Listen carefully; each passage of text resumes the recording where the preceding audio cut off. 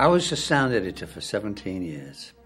And the last film that I did as sound editor was The Duelists. So that's where I met Ridley. And we got on extremely well, I thought.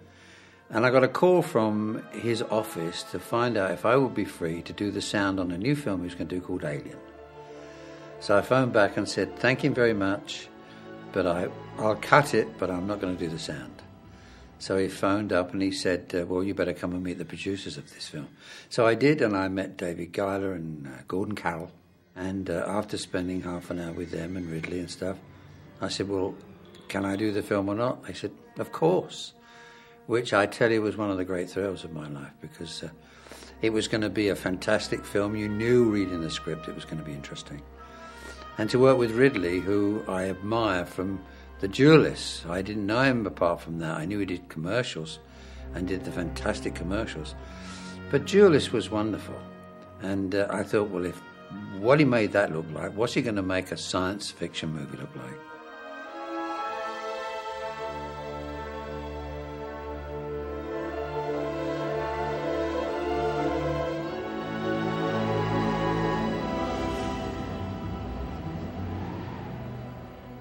Editing was in a trailer in EMI and then finally at Bray. The editing process on this, plus mix, music and mix, because there's Jerry Goldsmith score, I think probably was maybe in 20 weeks. Now I can post in 12 to 16 weeks. But I think it's partly, the Avid is faster. Don't forget, in those days you're using Hollywood Moviola and Chem, right? Or Steenbeck.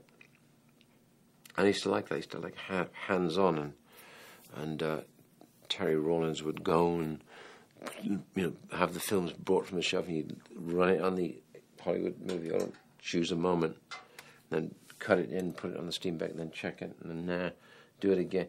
Now it's like press button, bang, bang.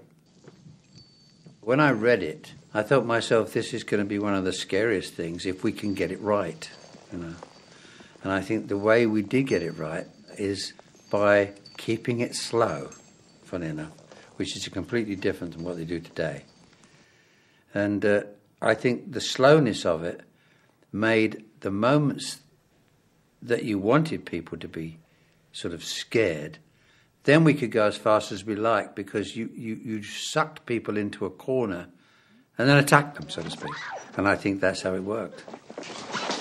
I mean, I like to go on the set as much as I can. In the moments I could get away from the cutting room, because I like to be there to hear what he's talking to the actors about, and then I can talk to him myself about what does he want out of this scene, and he would tell me what his plan is and why he's shooting it a certain way. I just couldn't get over the look of it. The sets were fantastic, the lighting was great, and performances.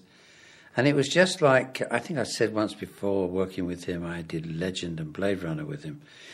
And it was like, when you get his rushes, it's like walking through an art gallery. Everything is great. You want to dwell on everything. So it's deciding, what are you going to use out of all this material? Because it looks fantastic. You know what you've got to achieve from it. But how you achieve it after all these years, is very difficult to sort of pin down. I did that because of this or because of that. The face hugger, when it flies out of the egg, well, I have various angles on the stuff coming out, including it.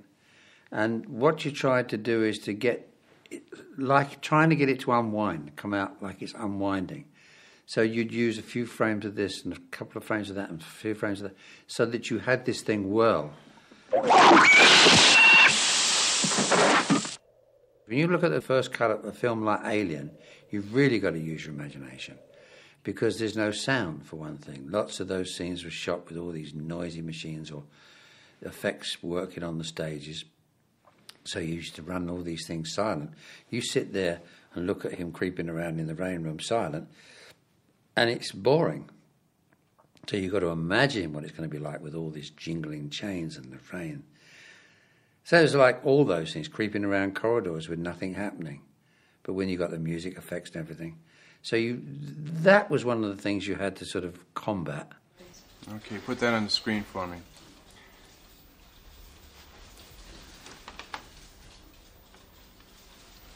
Can you get closer? It was 3 hours and 12 minutes, the first cut of it. And I knew it was going to be great, but I said, oh, no, I just hope that people don't get carried away with pretensions, because I remember Ridley's words, I want this to be unpretentious. So I had no input other than to beg them to say, please cut an hour out, no matter what you think. It has to be close to a 2-hour movie that you think you're losing, because everything's there. You don't have to cut out any big moments. It shouldn't move this slowly. And they said, don't worry, we know we can. Nobody wants to lose an extra screening, and we'll get it down. And the next time I saw it, it was a perfect length. It was a 2-hour movie. Length was an issue, and we had obviously shot the sequence where Dallas is found in the ship as an egg, still alive, and she tortures him. And I know that I seem to remember we had to take about 11 minutes out the movie. And funny, something that, in fairness, that scene never ever really worked quite as well as it should be, because it just didn't really look realistic enough, him and the egg. I didn't think they were going to be able to use it because of the... When I read it in the script, it was it slowed the pace of the exit, of the end of the picture. The picture had to have that pace, her trying to get the hell out of there, and we're all rooting for her to get out of there, and for her to slow up and have a conversation with Dallas was not appropriate. The last 17.5 minutes of the film is Sigourney with no dialogue, and we are ripping around those corridors. I remember when I first saw Alien, I was sitting in a projection room all by myself, and of course everything was much over length. I remember to this day the one scene where he was looking for his cat, and it was in this dark chamber on the ship, and I remember this chain hanging down, water dripping, and they hadn't cut it, and it went on, and I was absolutely terrified. Yeah, I kept saying, it's just a movie, and it really scared the shit out of me, to be honest. I mean, I was terribly frightened with it. And, which is good, because that helps when I have to sit down and write the music for it. I like to go see a film, any film that I'm doing, I try to see it first as an audience and react as the audience, and try to distance myself from what I eventually have to do. Jerry Goldsmith's score is one of my favorite scores. Seriously threatening, but beautiful. And, I mean, it has beauty, darkness, and seems to play the DNA of some distant society, which you'd have to call it. You know, that space jockey would be from somewhere, and they would have some kind of order, social order or disorder. I always think of space as being the great unknown, and not as terrifying, but questioning, and so there's an air of romance about it, and that's why I like doing Star Trek, because it's very romantic, and it paints space that way instead of all the weird things and all that. And I guess I approached Alien that way. There was this air of mystery, but there was sort of a beauty to it and the unknown. And I thought, well, let me play the whole opening very romantically and very lyrically, and then let the shock come as the story evolves. In other words, don't give it away in the main title. So I wrote this very nice main title. There's sort of mystery, but it was lyrical mystery.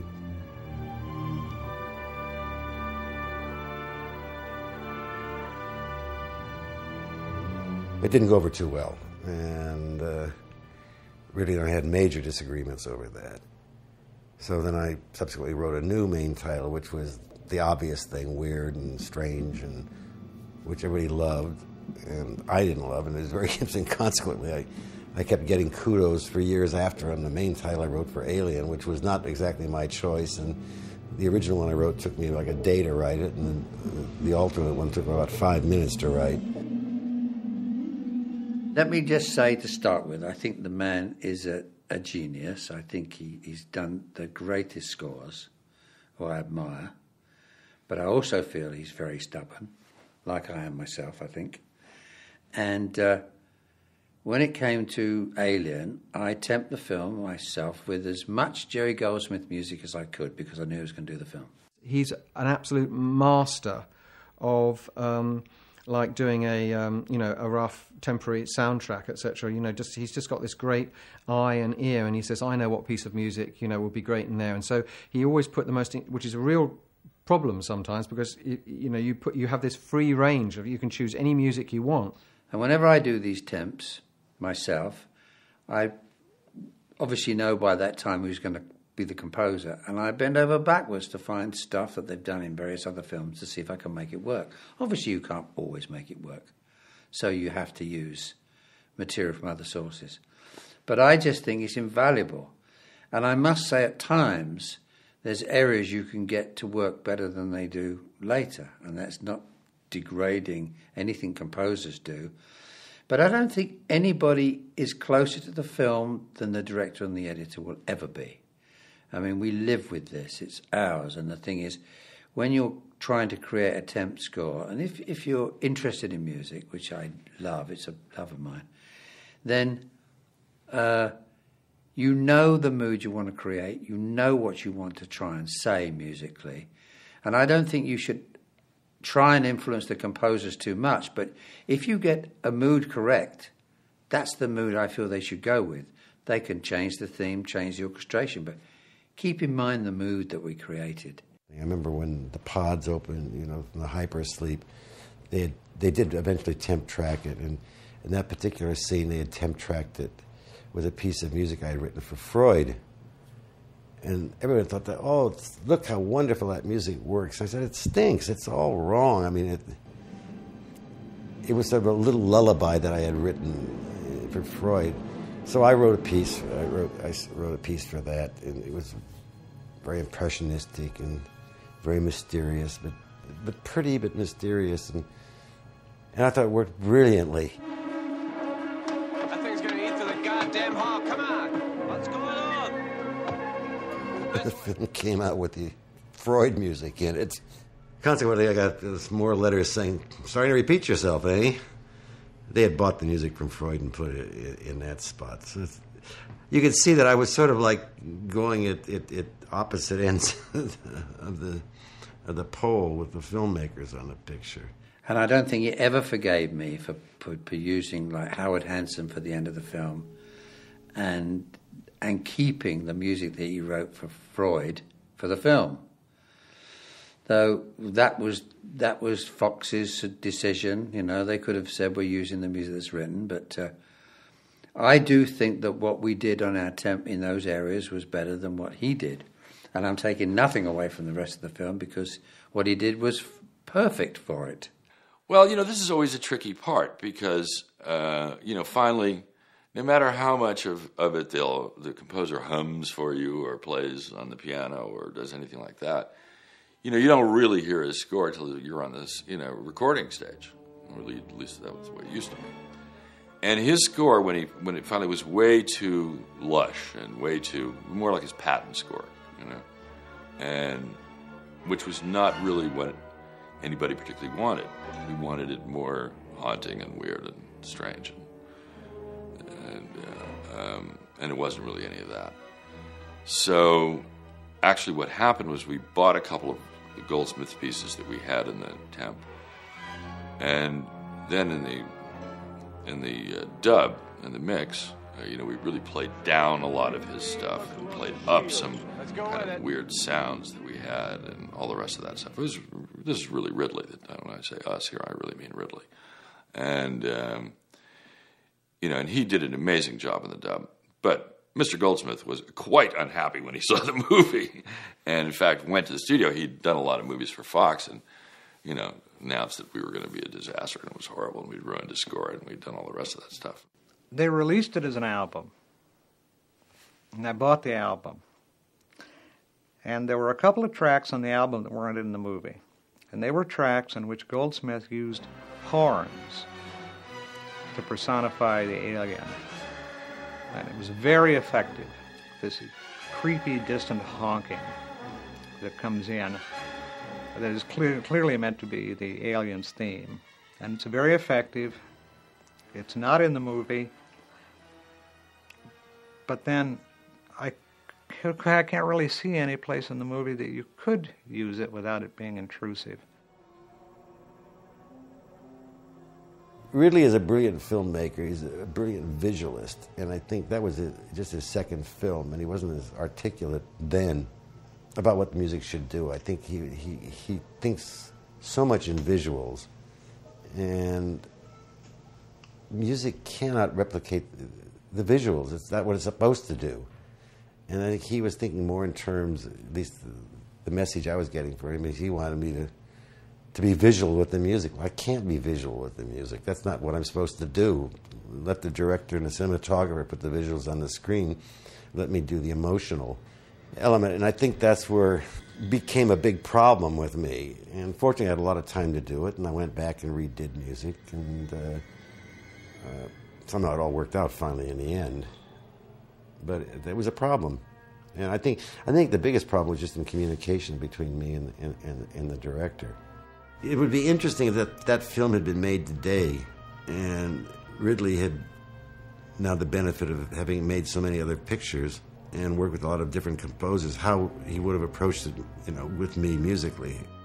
The real challenge of composing music for films is to write a score that works brilliantly in the film and also has a life of its own that stands by itself.